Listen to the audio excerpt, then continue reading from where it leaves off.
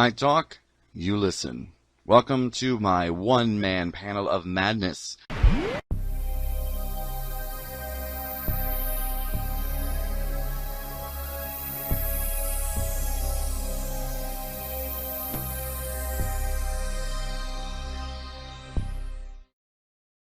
Hey everyone, it's Dr. GeoWho today with some Star Wars info, I guess. You can call it that. I just finished watching the Star Wars Galactic Starcruiser launching video, I guess, or commercial, which is awesome. It's really cool to see. Well, you should check it out. It's on YouTube, but it's a dad who is kind of talking a little bit about his experience, and they're not going to save the world; they're going to save the galaxy. It's pretty cool. Anyways, it does show you a little bit, a glimpse of the room, I guess, your stateroom inside the Star Cruiser.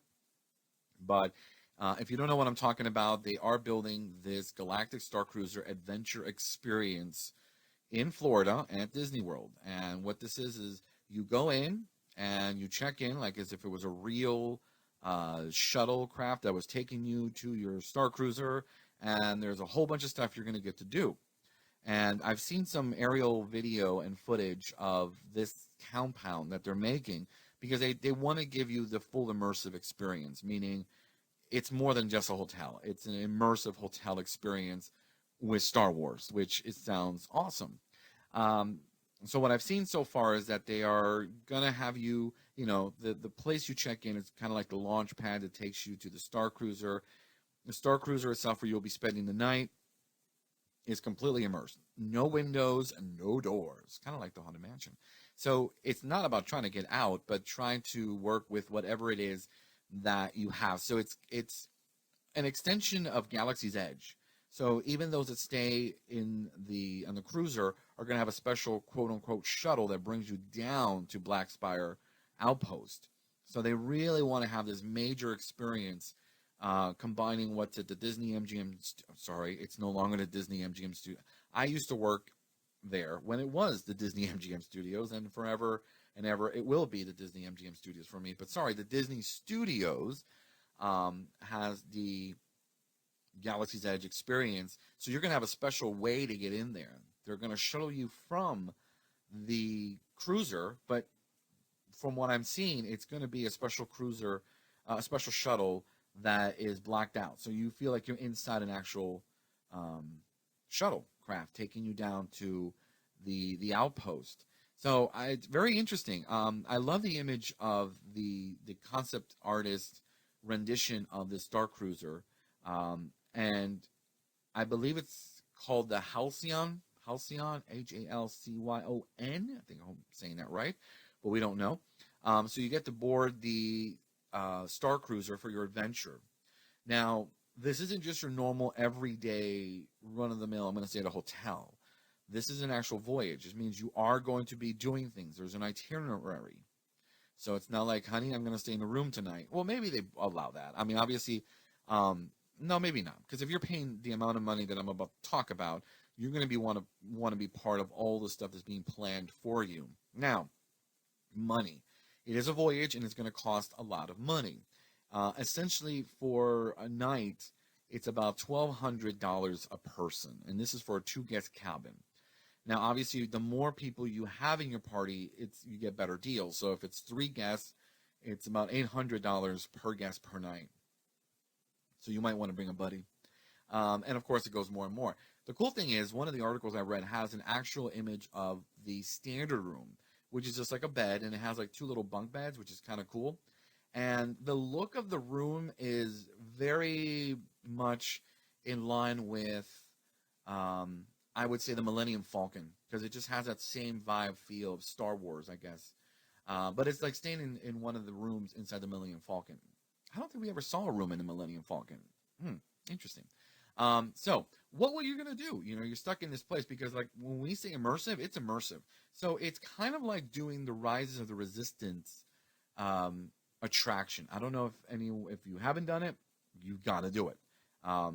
So spoilers ahead if you haven't done it and you're that kind of person who doesn't want things spoiled, especially rides, because I didn't want to know anything about the Rise of the Resistance until I did it, and thank goodness, because everything was a shock. So turn off if you don't want to hear this. But anyways, if you've ridden it, you know there are major elements to where you feel like you're in space, especially the scene where you're in there's like the gun section where you're trying to get through so you can get off the first order cruiser. So it's one of my favorite scenes because it plays this, the Star Wars theme, and you look out and you see the battle going on, and it looks so realistic. So one of the artist renditions of this shows a room similar like that, like a captain's deck, and there looks like there's going to be some sort of battle going on. You get to experience it and so forth. So there is a storyline to your whole voyage, and in the timeline of this, it seems like it's going to be obviously taking place in the Outer Rims, 5 months after the Battle of Crete, and the Resistance has been kind of all but annihilated. So I think that's right before we get to Rise of Skywalker. So it's right in there, somewhere on there. So there's going to be all these different things you're going to be doing. So you will, you board your ship apparently around 1 p.m. So, you can't be late. There's a special dinner at a Carillion dining room, and there's a specific time for that. There's bridge training. There's lightsaber training. So there's stuff that you're going to be doing. Now, it looks like on day 2, from 8:15 to 8:25, you're going to hop aboard a special shuttle to go to experience Rise of the Resistance, and then come back for another story moment. I guess these are what they call the adventures of the story moments, right? And of course, I'm sure you have some time for yourself. Now, this is all based on a 3-day itinerary. So, ultimately leaving you apparently at the Galaxy's Edge at 10 a.m. If I'm reading this from the OrlandoInformer.com that has all this information. It just made me really excited because, I'm filling up my piggy bank. I'd like to spend at least a night on board a makeshift Starcruiser because I know Disney, they're going to make you feel like it is a genuine experience. Folks, I cried the first time I rode Ride of the Resistance. I literally cried. When I got off of it, I couldn't breathe for like a moment, saying, wow, this isn't a ride. This is a ride. This is a real attraction. And luckily, I've been able to ride it a few times. And every time it just gets better. You just can't believe that something like this has been made. So imagine that now being turned into an actual resort, a hotel, where, again, no windows. I did read that if there are people who feel claustrophobic, they have special rooms, or they have a special, maybe like an area that you can actually see outside, but it's quote unquote, maybe like a makeshift environmental, like a fake environmental area to give you the idea that you're back on Earth, to kind of get your bearings and so forth. Because I always wondered about that. What if people are claustrophobic? Yeah. Anyways, but this looks like a really cool idea. So I can't wait to see more information. I believe it does open next year in 2022. So we'll, keep on looking for more stuff coming through. So until then, may the Force be with you, and don't forget to subscribe.